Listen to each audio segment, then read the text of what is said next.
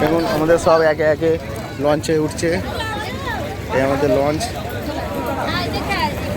এখানে দাঁড়িয়ে আছে, যাচ্ছে এখানে পার হয়ে।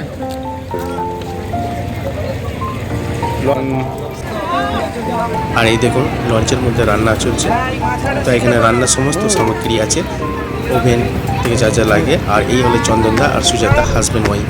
এনাদের সুন্দরবন কৈখালিতে বাড়ি, যাদের থ্রুতে আমরা সুন্দরবনে গিয়েছিলাম, এবং রান্নাবান্নার সমস্ত দায়িত্ব এরা নিজেরাই নিয়েছিল এবং খুব ভালো খাওয়া দাওয়া করিয়েছে। সো গাইস, আমাদের দুপুরবেলায় লাঞ্চ চালু হয়ে গেছে।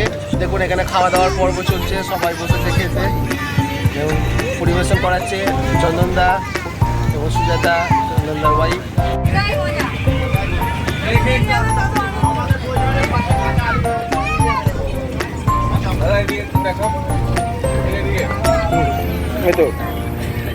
এই দেখুন চিংড়ি চলে এসেছে। দেখুন সাইজটা দেখে নিন, শুধু দেখবেন আর জ্বলবেন, লুচির মতন ফুলবেন। তো আপনারা আসলে আপনারাও পাবেন। আরে দেখবেন না জ্বলবেন, লুচির মতন ফুলবেন, কোনো চিন্তা নাই, আপনারা আসলে আপনারাও পাবেন।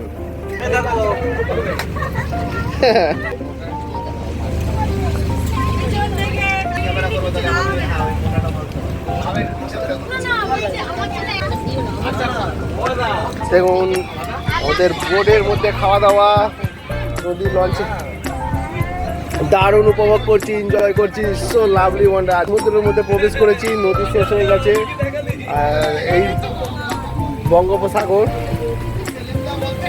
সত্যি অমায়িক লাগছে, অসাধারণ ফিলিং করছি। দেখুন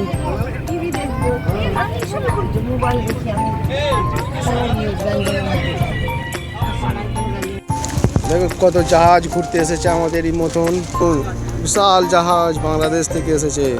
জাহাজটা অনেক বড়, দেখতে লম্বা চওড়া বেশ, কিন্তু এখানে কোনো মানুষ দেখতে পাচ্ছি না এই জাহাজে।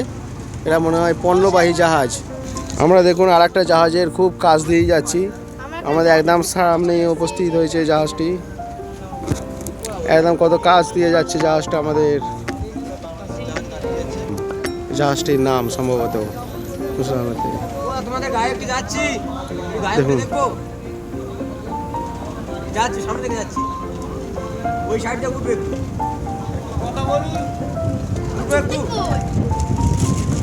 তো আমরা এই জাহাজে উঠবো।